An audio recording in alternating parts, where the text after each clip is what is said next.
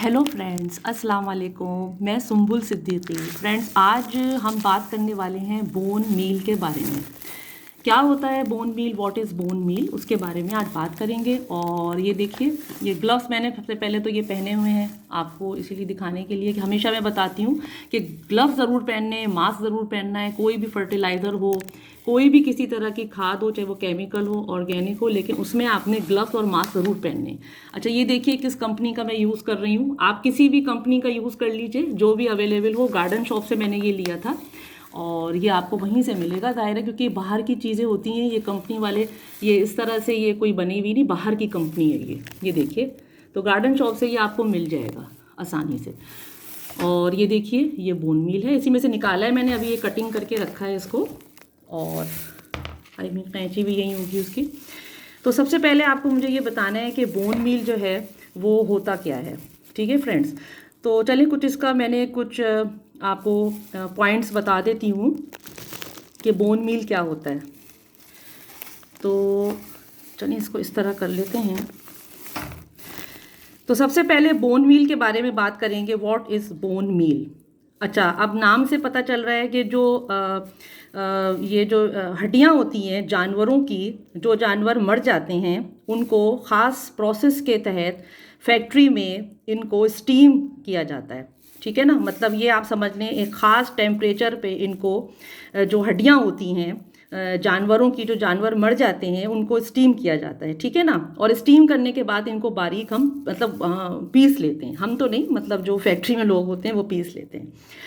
इसके अलावा ये है कि जैसे मैंने बताया कि इनकी ख़ास जगह होती है, फैक्ट्री में स्टीम करते हैं। और जानवरों में जो भी कोई बीमारी, डिजीज़ होती है, कोई बैक्टीरिया होता है, तो वो फिर मर जाता है। ठीक है ना। और सबसे ये है कि जो ये पौधों के लिए जो बोन मील है, इसको एब्जॉर्ब करने के लिए बहुत आसानी हो जाती है, क्योंकि ये ख़ास एक प्रोसेस के तहत, जैसे आप देख रहे हैं ये कितना महीन और ये कितना बारीक हो गया। इसमें एक मोटी फॉर्म भी आती है, वो मेरे पास वक्त अवेलेबल नहीं है, तो जो है वही मैं आपको दिखा रही हूँ। अच्छा, इसके अलावा ये है कि ये जो पाउडर स्टीम जो है वो आसानी से फिर आप अपने जो ये प्लांट्स में डालेंगे तो उसको एब्जॉर्ब करने में बहुत आसानी हो जाएगी। ठीक है ना। अच्छा, अब बहुत सारे जो लोग हैं या फ्रेंड्स हैं, उनके जहन में ये सवाल आ सकता है कि अगर ये एनिमल की जो हड्डियां हैं, अगर इसको हम डालेंगे तो ये कोई बीमारी, कोई बैक्टीरिया, किसी किस्म की कोई डिज़ीज़ भी आ सकती है। तो ऐसा बिल्कुल भी नहीं है। जैसे मैंने बताया कि एक प्रोसेस के तहत इसको फैक्ट्री में एक ख़ास टेम्परेचर दिया जाता है, तो इसमें सारी डिज़ीज़ और बीमारियां जो हैं वो मर जाती हैं। तो ये शक तो आपको होना ही नहीं चाहिए। ठीक है ना। अपने प्लांट्स में जब भी आप डालेंगे तो हमारे प्लांट्स में कोई बीमारी, डिज़ीज़ नहीं आएगी और कोई इसका मसला, इशू नहीं होगा। ठीक है। और उसको जब हम स्टीम किया हुआ लेते हैं तो उसके जो जर्म्स हैं वो मर जाते हैं। तो एक तो ये बात हुई। इसके अलावा ये है कि 100% ऑर्गेनिक फर्टिलाइज़र है ये बोन मील जो है। कुछ थोड़ा बहुत अगर रह भी जाती है, ये समझ लें आप, बीमारी प्लांट्स में, पौधों में, तो उनको डिजीज़ कॉजिंग ऑर्गेनिज्म को जो है एब्जॉर्ब नहीं करते हैं।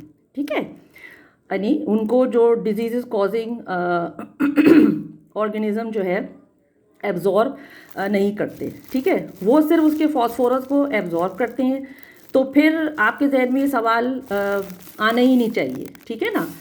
और हमारे तक फिर ये, यदि जो ये बीमारी है ये पहुंच ही नहीं पाती है। आप बात को ये समझ लें बस। ठीक है ना।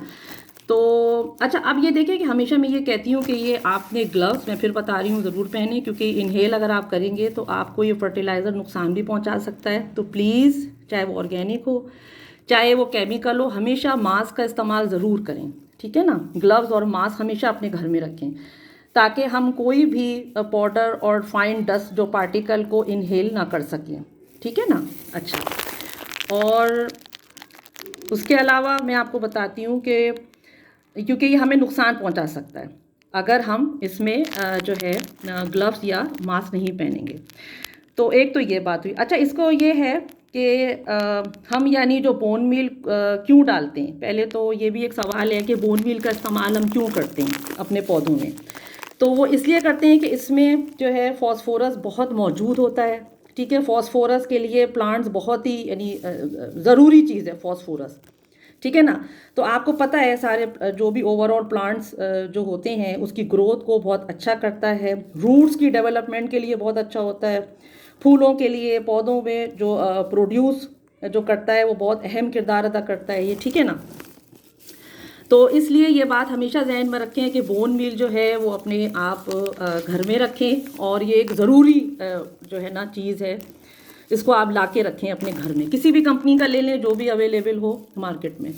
अच्छा, हम एक बात याद रखें कि ये जब काऊ डंग की खाद डालते हैं या कोई भी खाद डालते हैं तो इसमें फॉस्फोरस कम होता है, स्पेशली काऊ डंग में, यानी कि गोबर की खाद में। तो जब भी आप गोबर की खाद के साथ इसको डालें, फॉस्फोरस की कमी को ये दूर कर देगा बोन मील। तो उसको कंपनसेट करने के लिए नाइट्रोजन ज़्यादा होता है और माइक्रो न्यूट्रंस वगैरह जो काऊ डंग हम डालते हैं, तो फॉस्फोरस की जो कमी है उसको ये बैलेंस कर देता है, यानी कि बोन मील की बात हो रही है, ठीक है।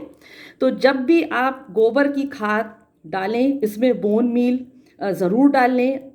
और ये है कि एक बात और भी है, ये बहुत स्लो रिलीज है, ऐसा नहीं है आपने डाला और एकदम रिस्पॉन्स करेगा। जैसे और हम चीज़ें डालते हैं तो वो केमिकल वगैरह वो क्विक रिस्पॉन्स होता है, तो इसका ऐसा नहीं होगा, इसमें टाइम लगेगा, आहिस्ता आहिस्ता। ये नहीं है कि फ़ौरन आपने डाला और पौधों को फ़ायदा हो जाएगा, नहीं, ठीक है ना। बोन मील जो है वो महीने में 3 से 4 मतलब महीने आपको लगेंगे, Aahista Aahista slow release fertiliser है ये, ठीक है जी।